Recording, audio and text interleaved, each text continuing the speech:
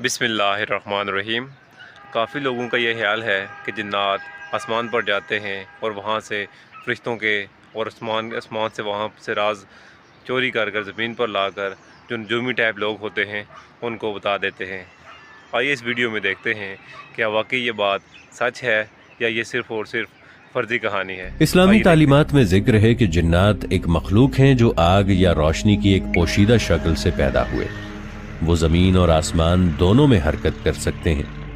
कुरान और अहादीस की रोशनी में बताया गया है कि शुरू में जिन्नात को आसमानों में जाने की इजाजत थी ताकि वो फरिश्तों की बातें सुन सकें, अल्लाह के निज़ाम और उसके राजों का मुशाहिदा कर सकें और कभी कभार इंसानों की जिंदगियों पर असर भी डाल सकें। इब्तिदाई जमाने में जिन्नात को आसमानों के करीब जाने की इजाजत हासिल थी। वो मुख्तलिफ आसमानी रास्तों पर जाकर फरिश्तों की बातें सुनने की कोशिश करते थे। फरिश्ते अल्लाह के अहकामात, तकदीरों के फैसले और आने वाले मामलात पर गुफ्तगू करते थे। जिन्नात इन बातों के कुछ हिस्से सुन लेते और फिर जमीन की तरफ वापस आकर इंसानों में फैला देते थे।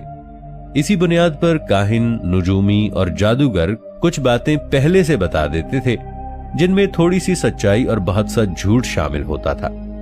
ये सिलसिला उस वक्त तक चलता रहा जब तक अल्लाह की तरफ से एक बड़ा फैसला न आया।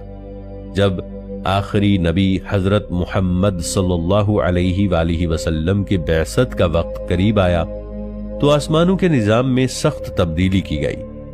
कुरान में वाज़ेह तौर पर बता दिया गया कि जिन्नात ने खुद कहा कि हम पहले आसमानों पर बैठने की जगह बना लिया करते थे, मगर अब जो भी कुछ सुनता है या सुनने की कोशिश करता है उसके लिए आग के शोले तैयार होते हैं। अब जैसे ही कोई जिन आसमान की तरफ बढ़ता, फरिश्तों की हिफाजत में मुकर्रर कुव्वतें फौरन मुतहर्रिक हो जाती।